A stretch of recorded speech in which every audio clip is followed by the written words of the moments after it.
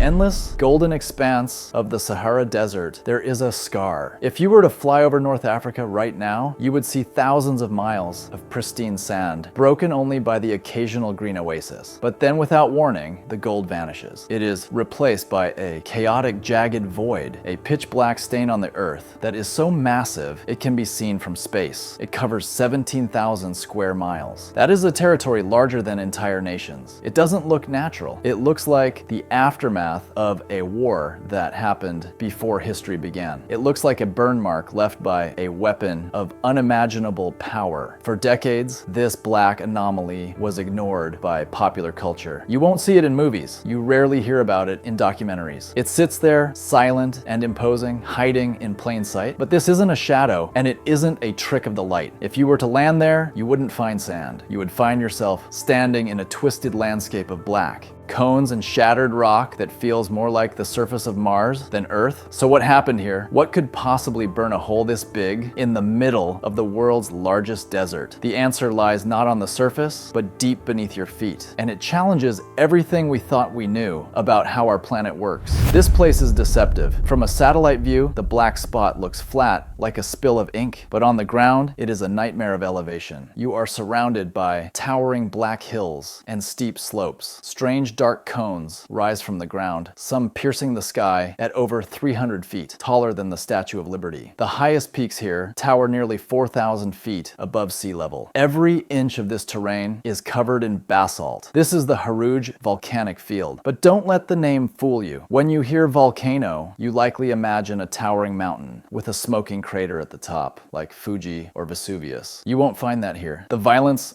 that created this landscape was different. It was slower, heavier. Millions of years ago, the earth here didn't just explode, it bled. A specific type of lava, low in viscosity and extremely fluid, began to hemorrhage from the ground. It didn't shoot up into the sky, it poured out like water. It spread rapidly, coating the desert floor in layer upon layer of molten rock. It cooled, and then it happened again and again. Over eons, these layers built up, creating what geologists call shield volcanoes. Think of a warrior's shield lying flat on the ground, face up. That is the shape of these giants. They are broad, low, and massive. They are the sleeping titans of North Africa. And while there are 150 of these volcanic vents scattered across the black spot, they hide a geologic secret that makes no sense. We are taught that volcanoes appear at the seams of the world. Our planet is a jigsaw puzzle of tectonic plates, and where those plates crash together or pull apart, magma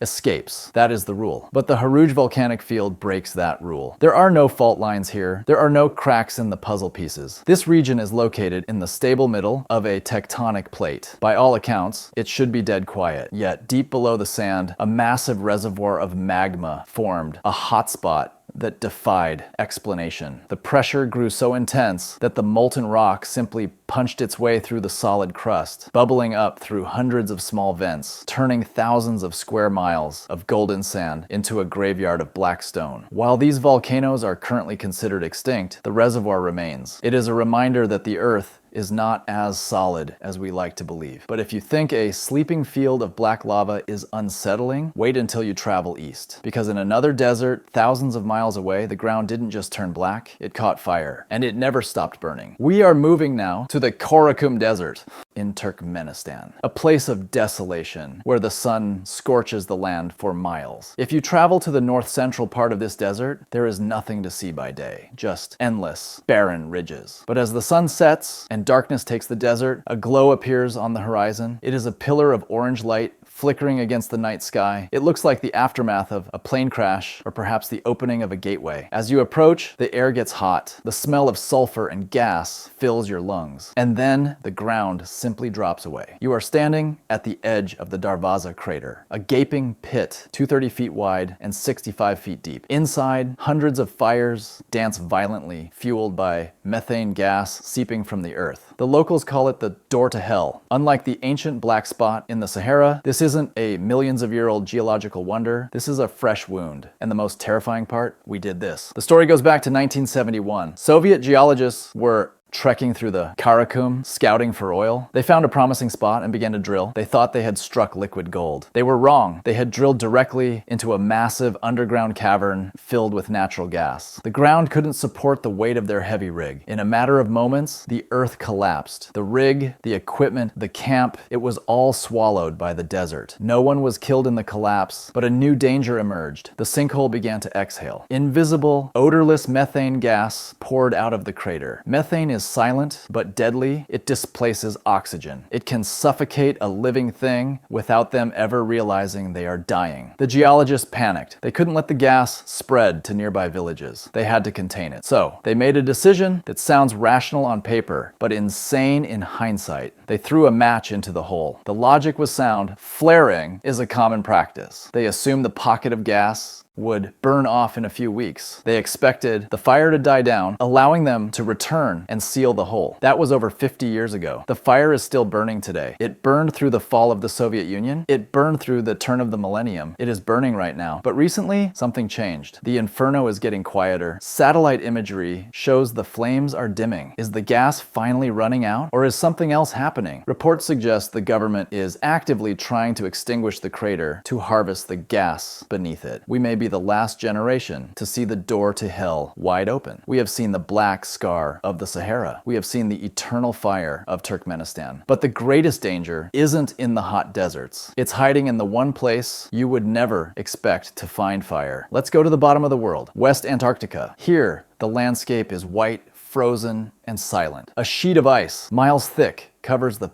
continent. But in 2017, scientists scanning the ice discovered something that sent shockwaves through the geological community. Buried 2 miles beneath the ice, hidden from human eyes, is the largest volcanic region on Earth. They found 91 active volcanoes. This discovery dwarfs the great volcanic ridges of East Africa. And here is the terrifying feedback loop. These volcanoes are currently checked by the weight of the ice. The heavy ice sheet acts like a lid on a pressure cooker, keeping the magma suppressed. But as the global temperature rises, the ice thins. As the weight lifts, the volcanoes may wake up. If they erupt, they won't spew lava into the sky. They will melt the ice from below. This creates water, which lubricates the ice sheet, causing it to slide faster into the ocean. This raises sea levels, which changes the climate, which melts more ice. It is a geological time bomb ticking away beneath the frost, from the ancient basalt shields of the Sahara that defy tectonic rules, to the man-made inferno in Turkmenistan that refuses to die, to the hidden giants waiting under the Antarctic ice. Our planet is far more volatile than it appears. We walk on a thin crust floating over a churning engine of fire and pressure. We map the surface, we build our cities, and we tell ourselves the ground is solid. But every now and then, the Earth reminds us who is really in charge. If you want to uncover more of these hidden mysteries, make sure to like this video and hit that subscribe button. There are plenty more secrets buried just beneath the surface, and we are going to find them all. Thanks for watching.